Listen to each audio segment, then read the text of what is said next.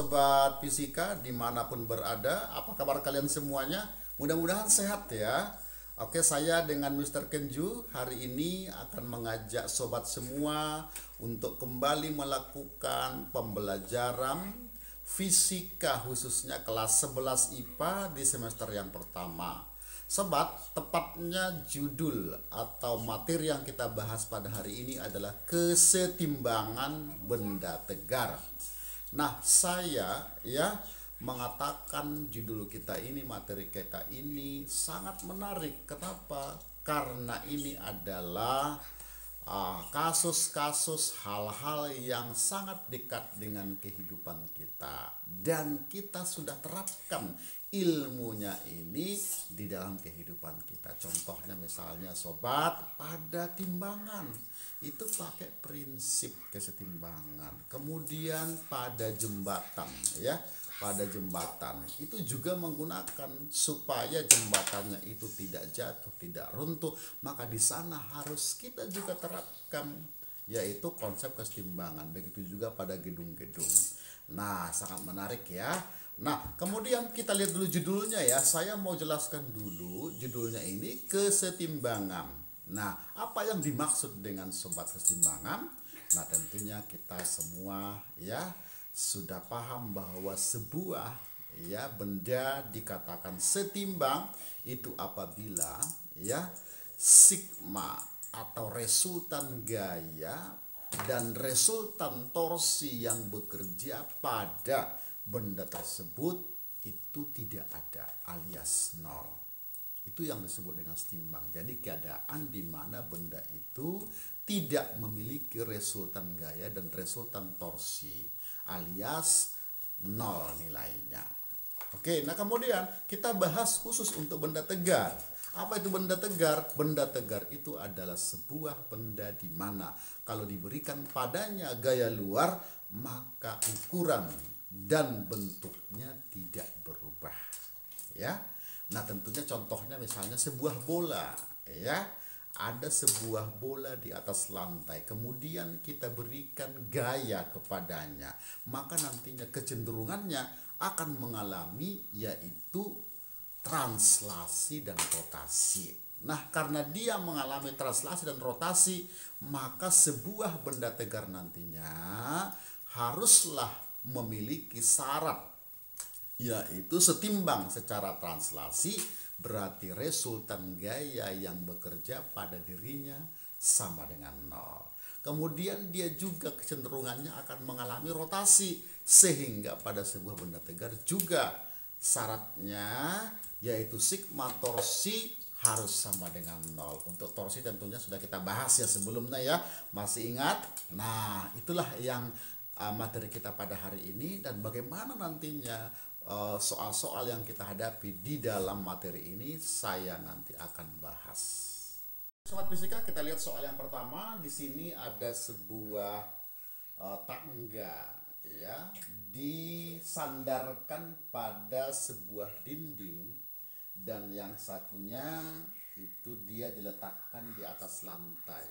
Nah, dindingnya licin, kemudian lantainya kasar, berarti nantinya pada lantai akan muncul gaya gesek. Nah, kemudian panjang jarak antara ini dengan ini berarti 12 meter, sedangkan antara ini ke A ini adalah 5 meter. Nah, kemudian pertanyaannya sobat fisika yaitu tentukan koefisien statis minimum dari tangga ini dengan lantainya agar nantinya tangganya tetap dalam kondisi setimbang. Nah, tentunya sobat fisika ini kita akan selesaikan menggunakan syarat kesetimbangan benda tegar. Tadi kita sudah pahami syaratnya ada dua, yaitu sigma torsi resultan gaya dan sigma torsinya harus sama dengan nol. Nah, kita gunakan syarat yang keduanya ini. Nah, berarti yang pertama kita lihat dulu sigma gaya pada benda ini sama dengan nol. Nah, di sini nantinya gayanya ada dua yaitu baik pada sumbu Y maupun pada sumbu X. Nah, Coba dulu yang pertama kita lihat ya, jumlah gayanya pada sumbu X dulu.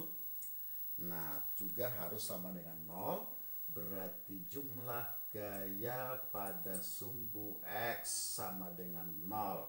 Nah, coba kita perhatikan sobat ya, gambarnya sebelumnya supaya dia bisa kita nanti lihat gayanya pada sumbu X, kita gambarkan terlebih dahulu. Nah, jadi karena ujung yang atas ini menyentuh dinding, maka tentunya akan muncul gaya normal. Gaya normal kita gambarkan tegak lurus terhadap bidang yang disentuhnya. Berarti yang ini ya. Nah, berarti antara ini dengan ini tegak lurus. Ini berarti tegak lurus ya sobat ya. Nah, kemudian begitu juga dengan bawahnya. Tadi menyentuh lantai. Berarti akan muncul gaya normal ya, yang tentunya tetap tegak lurus terhadap bidangnya di sini. Namanya adalah NA. Nah, kemudian yang ketiga, setiap benda tentunya akan punya berat ya. Kita gambarkan, yaitu menuju pusat gravitasi bumi. Berarti nilainya adalah W. Nah, sebuah tangga homogen itu nanti beratnya kita gambarkan di tengah-tengah ya. Nah, kemudian karena yaitu tadi lantainya kasar, maka nantinya di sini akan muncul gaya gesek. Gaya gesek tentunya kita sudah pahami arahnya berlawanan dengan gerak bendanya. Nah, sekarang kenapa saya gambarkan ke kiri? Karena nantinya kalau tangga ini bergeser bagian bawahnya, itu kan pasti ya kecenderungannya bergeser ke kanan. Nah, jadi kita andaikan ya gerakannya adalah ke kanan, sehingga gesekannya adalah ke kiri ya, namanya adalah FA. Nah, jadi sudah kita gambarkan gaya-gayanya, berarti ada 4 berarti ya. Nah, sekarang sumbu X-nya yang mana? Berarti sumbu X-nya ada 2 ternyata sobat, berarti FA sama NB. Nah, tekanan itu kita kesepakatannya bertanda positif, ke kiri berarti bertanda negatif. Nah, sehingga nantinya di sini bisa kita tuliskan bahwa jumlah gaya pada sumbu X-nya NB, yaitu dikurangi dengan FA, berarti nilainya sama dengan 0. Nah, berarti supaya sama dengan 0, maka nilai NB-nya itu tentunya sama dengan nilai gesekan pada titik A-nya. Nah, kemudian kalau kita ingat kembali rumus gaya gesek ya. Nah, berarti nantinya di sini koefisien ya, gesekan statis. Kenapa kita katakan statis? Karena tadi dia masih diam, ya seimbang, tadi statis. Nah, kemudian dikali dengan gaya normal, yaitu pada titik A. Oke, itu dia untuk sumbu X-nya. Ini kita katakan adalah persamaan yang pertama sobat ya, dari jumlah gaya pada sumbu X-nya. Nah, kemudian kita akan ya terapkan juga jumlah gaya pada sumbu Y-nya. Nah, berarti nilainya juga harus sama dengan 0. Nah, kalau kita lihat gambar sobat, berarti pada sumbu Y-nya ada 1, 2 ya, berarti ada 2 gayanya. Nah, berarti ke atas itu kesepakatannya adalah positif, ke bawah adalah negatif. Berarti jumlah gaya pada sumbu Y berarti NA dikurangi dengan W-nya, berarti sama dengan 0. Supaya sama dengan 0, berarti nilai NA-nya harus sama dengan W-nya. Nah, berarti ini kita anggap sebagai persamaan yang kedua ya. Oke. Nah, kemudian selanjutnya ya sobat fisika ya, kita akan ya dengan menggunakan kedua persamaan ini belum sanggup ya untuk menjawab pertanyaan, maka tentunya kita gunakan syarat kesetimbangan yang kedua. Berarti sigma torsi sama dengan 0. Tadi ingat sobat, kita ditanya mu S-nya.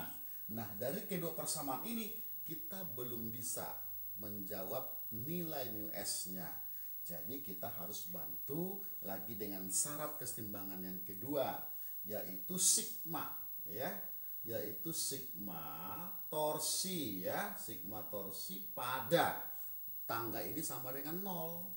Nah, kemudian tentunya kalau kita masih ingat pembahasan torsi ya, pada materi sebelumnya dinamika rotasi, maka nantinya kita tentukan dulu di mana sumbu putarnya. Nah, di sini saya akan ambil sumbu putarnya adalah di titik A, ya. Jadi di titik A. Oke. Nah, kemudian selanjutnya torsi ini kan sekedar kita mereview sedikit, maka itu adalah perkalian antara gaya, ya, yang bekerja dikali dengan jaraknya terhadap sumbu putar. Nah, kemudian gaya ini haruslah tegak lurus, ya.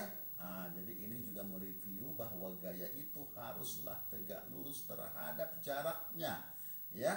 Nah, pastikan dulu semua gaya sudah tegak lurus, sudah ya. Nah, oke. Nah, kemudian selanjutnya torsi ini kan punya arah, ya. Nah, berarti dia kalau searah dengan jarum jam berarti bertanda positif, kalau berlawan berarti bertanda negatif. Nah, tentukan dulu yaitu arah dari masing-masing gaya ini. Coba tadi kan kita ambil sumbunya di A, ya. Maka semua gaya yang terdapat pada titik A itu tidak ada torsinya. Kenapa? Karena torsi itu kan adalah gaya dikali jarak. Jadi karena dia terdapat pada sumbu NA sama FA, berarti torsinya sama dengan 0. Berarti yang punya torsi itu hanya yaitu W dengan NB-nya. Nah, berarti kalau NB-nya berarti kita putar kemana? Nah, tentunya kita putar dengan searah jarum jam, berarti bertanda positif, ya. Nah, kemudian untuk beratnya berarti kita putar berlawanan jarum jam, berarti bertanda negatif. Nah, kemudian kita sudah bisa menuliskan yaitu sigma torsinya dengan sumbu putar di A. Berarti kita mulai dari yang positif dulu, berarti gayanya NB, kemudian jaraknya ingat yang tegak lurus, ya, terhadap gayanya diukur dari sumbunya. Nah, gayanya adalah yang ini, sobat, ya. Berarti jaraknya tegak lurus itu berarti ini kemari. Nah, jadi jarak ini kemari. Oke, di soal sudah ada yaitu 12 meter. Oke, langsung kita buat 12 meter, ya. Nah, kemudian dikurang tadi, ya, yaitu dengan W. Jadi W-nya tadi bertanda negatif dikali jarak W ini tegak lurus, berarti yang ini, ya. Nah, berarti jarak ini ke sini tegak lurus, ya. Nah, berarti bagaimana ini mencari, ya, yaitu ini, ya, jarak ini ke sini, ya. Oke, misalkan, ya, sobat, ya, ini kemari kemiringan, ya. Kemiringan dari batang ini adalah theta, ya. Berarti saya ingin mencari panjang yang ini, ya kan? Atau panjang yang ini kemari. Nah, gunakanlah Pitagoras. Nah, bayangkan di sini ada sebuah segitiga siku-siku, siku-sikunya di sini, ya. Nah, kita ingin mencari jarak yang ini kemari. Ini sisi apa ini? Sisi samping sudutnya, ya. Nah, kalau mencari sisi samping masih ingat, ya. Berarti sisi miringnya adalah setengah dari panjangnya, ya. Dikalikan dengan kosinus kemiringan, ya. Berarti kalau gitu ini jaraknya tadi adalah apa tadi, sobat? Berarti sisi miringnya. Berarti tadi berapa panjangnya? Setengah panjang, ya. Dikali dengan kosinus kemiringannya, ya. Berarti jumlahnya harus sama dengan 0, ya. Nah, kemudian selanjutnya kita tinggal masukin saja, ya, nilai daripada kosinus sama panjang batangnya. Nah, coba dulu sebelumnya. Ini kan ada segitiga, ya, siku-siku di sini. Ini 12. Nah, kemudian ini 5. Bisa nggak kita cari sisi miringnya? Bisa, ya, pakai Pitagoras. Berarti untuk mencari yang namanya AB, ya. Jadi panjang batang ini, panjang batang atau L, ya, sama dengan akar tentunya, ya. Akar dari kuadrat ini ditambah dengan yang ini, ya. Berarti 12 kuadrat, berarti 14, 4. Kemudian 5 kuadrat berarti 25. 25. Berarti dijumlahin 169. Akarnya berarti sama dengan 13 meter. Jadi panjang batangnya 13 meter. Nah, kemudian kita masukin di sini berarti NB, kemudian dikali dengan 12. Kemudian ini kita pindahin ya ke sebelah kanan menjadi positif. Berarti kalau gitu W, kemudian dikali dengan setengah. L-nya tadi berapa panjangnya? Berarti 13. Oke, kosinus. Masih ingat kosinus? Kosinus berarti samping dibagi miring. Nah, coba lihat sampingnya. Segitiganya tadi yang ini ya. Berarti sampingnya yang ini 5. Miringnya berarti berapa tadi? Miringnya berarti panjang batang. Berarti 13. Berarti kosinus tetanya berarti sampingnya 5 dibagi dengan 13. Berarti 13-nya coret 13-nya ya.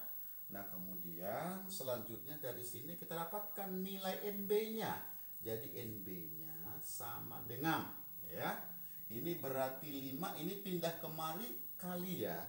Berarti menjadi 5/24 dikalikan dengan W-nya. Nah, ini berarti persamaan yang ketiga. Nah, kemudian dari ketiga persamaan ini sudah cukup nanti untuk menjawab berapa nilai mu S-nya. Dengan cara bagaimana? Kita lakukan substitusi ya.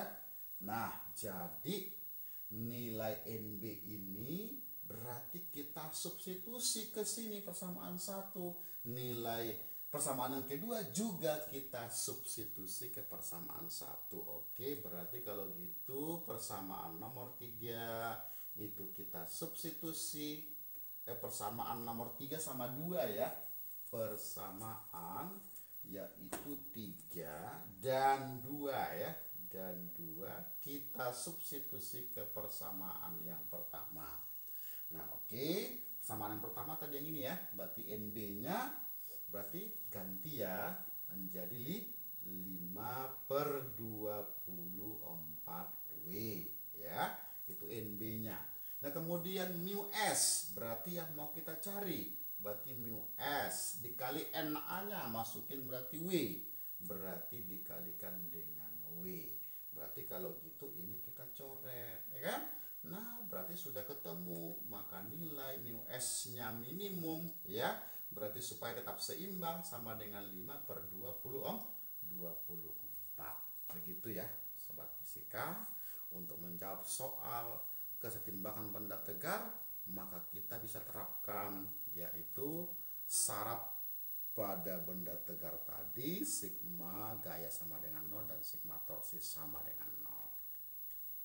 Oke, kita lihat soal yang kedua. Sebuah benda tegar berupa bola pejal di mana salah satu ya sisinya disentuhkan dengan dinding dan satunya lagi itu diletakkan di atas lantai. Kemudian dinding sama lantainya kasar. Berarti nanti di sana akan muncul gaya gesek. Nah, kemudian pertanyaannya berapa?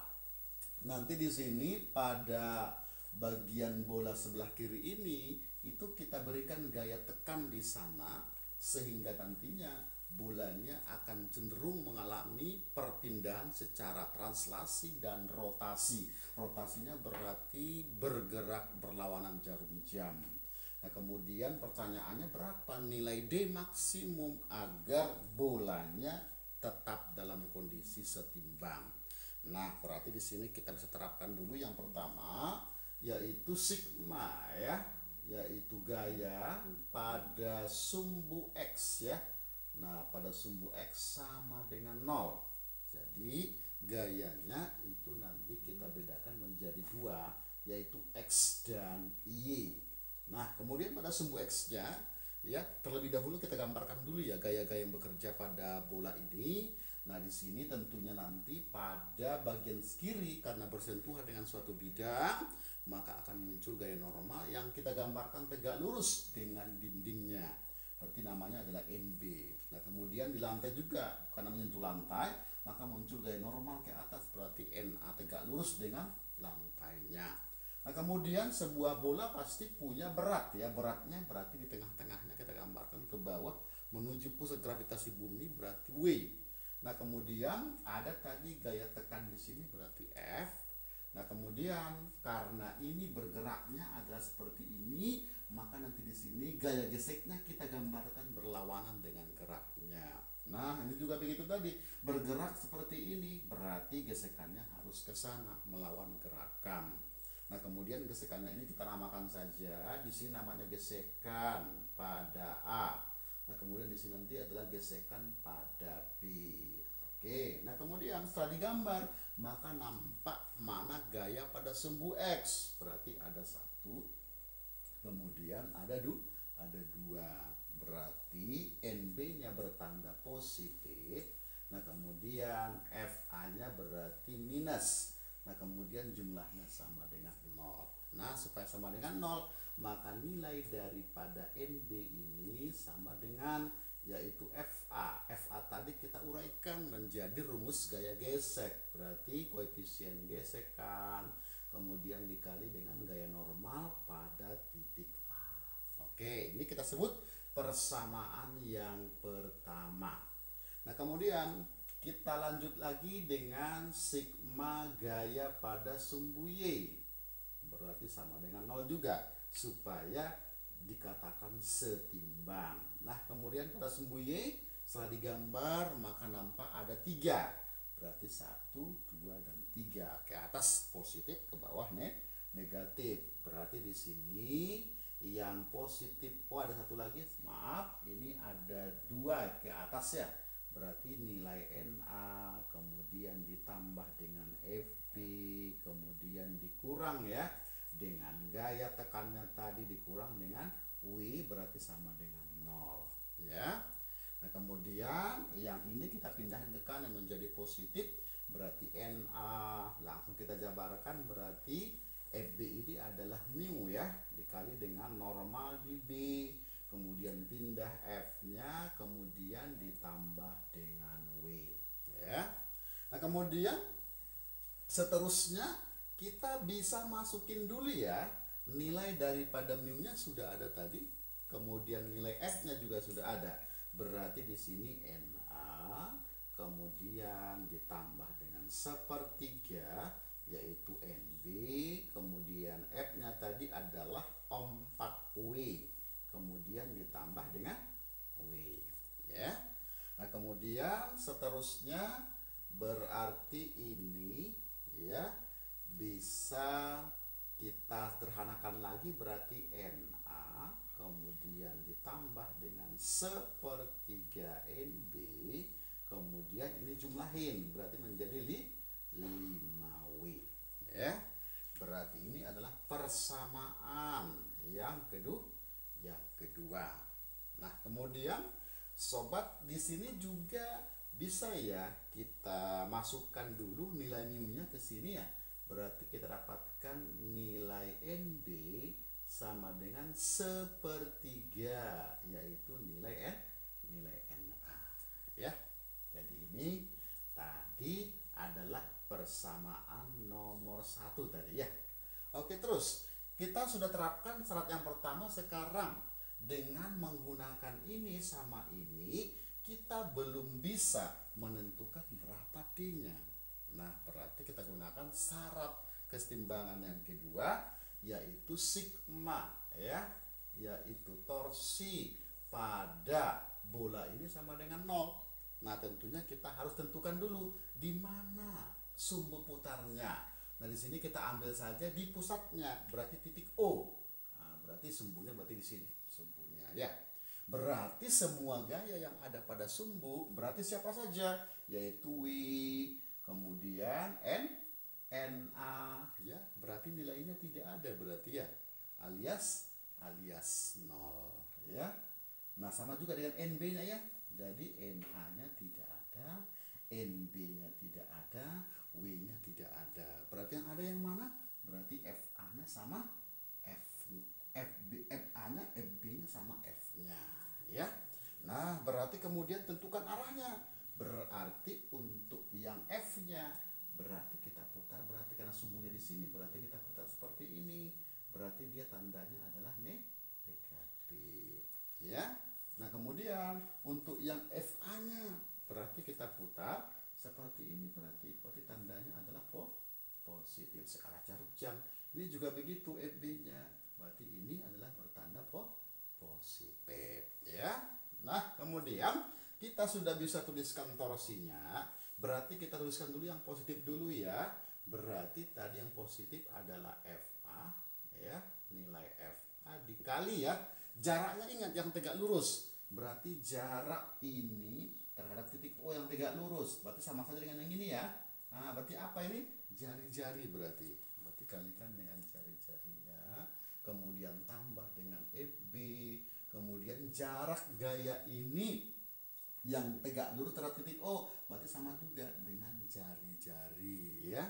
Berarti dikali dengan jari-jari dikurang, yaitu dengan gaya tekannya tadi dikali jarak gaya ini tegak lurus terhadap ini, berarti adalah yang ini, berarti D ini ya. Berarti dikali dengan D, berarti nilainya sama dengan 0 berarti. Nah kemudian jabarin lagi tadi, FA itu apa rumusnya tadi? Berarti mu dikali dengan NA ya, kemudian dikali dengan R, kemudian ditambah dengan mu, koefisien gesekan dikali dengan NB, kemudian dikali dengan R, pindahin ya, ini sebelah kanan menjadi positif, berarti F, kemudian dikali dengan D-nya. Nah kemudian selanjutnya kita masukin dulu mu-nya ya. Nah berarti mu-nya kita masukin berarti sepertiga tadi ya, sepertiga ya.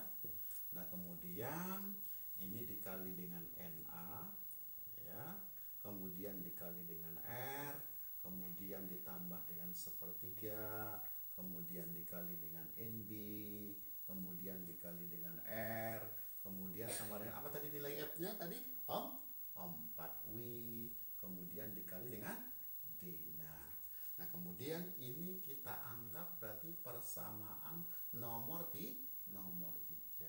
ya. Nah setelah ini ketemu, berarti kita lakukan substitusi. Yang mana kita substitusi? Berarti persamaan 1 dan 2 kita substitusi ke sini ya. Nah berarti kalau gitu persamaan 1 dan persamaan 2 berarti kita substitusi ke persamaan yang ketiga ya. Oke, berarti ini kita lanjutkan, berarti sepertiga. NA-nya berapa tadi NA-nya? Nah di sini NA-nya tadi ini ya. Nah, NA-nya berarti ini kita ambil dari sini saja ya. Oke, berarti coba kita masukin dulu ya nilai NB yang di sini ke sini supaya kita dapat NA-nya gitu ya. Nah, coba sebelumnya kita mau substitusi persamaan 1 ke persamaan 2 ya. Berarti kalau gitu NA ya, kita mau cari NA-nya. Kemudian ditambah dengan sepertiga NB. NB-nya ini ya. Berarti sepertiga yaitu NA, kemudian sama dengan 5W ya. Nah kemudian ini kita kalikan, berarti 1/9. Nah kemudian 1 tambah 1/9, ayo berapa? Berarti sama dengan 9/9 ditambah dengan 1/9, berarti 10/9, yaitu NA, kemudian sama dengan 5W. Nah sederhanakan lagi, berarti bagi 5 berarti 1, kemudian bagi 5 berapa? Berarti 2. Nah dari sini kita dapatkan nilai NA-nya, berarti ini pindah ke sini ya. Nah, berarti dibalik, berarti 9/2 dikali dengan W ya. Nah kita sudah dapatkan NA-nya, sudah punya NB. Nah kita substitusi persamaan 1, 2 ke persamaan yang ketiga, berarti sepertiga NA-nya tadi sama dengan 9/2W, kemudian dikali dengan jari-jari ditambah dengan sepertiga NB-nya tadi, sepertiga NA, berarti sepertiga NA-nya berarti yang ini, berarti 9/2W. Nah kemudian dikali R, berarti sama dengan 4 W dikali dengan D. Nah kemudian selanjutnya ini kan semua suku mengandung W, bisa kita coret. Berarti coret, ini coret W-nya, berarti coret. Nah kemudian ini kan bisa kita sederhanakan ya, bagi 3 berarti sisa 3. Nah kemudian ini 9, bawahnya dibagi 9 berarti sisa 1. Nah kemudian selanjutnya di sini berarti 3/2 ya, R ya, 3/2 R ditambah di sini berarti sisa setengah ya, setengah R. Nah kemudian sama dengan 4D. Nah kemudian ini kan sudah sama penyebutnya, kita jumlahin berarti 3/2 tambah setengah berarti 4/2 berarti sama dengan 2R sama dengan 4D. Berarti selanjutnya ini bisa kita coret lagi, berarti 1, kemudian ini berarti 2. Maka D-nya kita dapatkan D maksimumnya berarti sama dengan setengah dari jari-jarinya, gitu ya. Oke sobat, itu tadi soal-soal yang kalian nanti hadapi di kesetimbangan. Nah tentunya apa yang sudah kita bahas hari ini kalian harus terus berlatih dan diulang kembali. Oke, terima kasih sudah ikut dalam pembelajaran kita kali ini.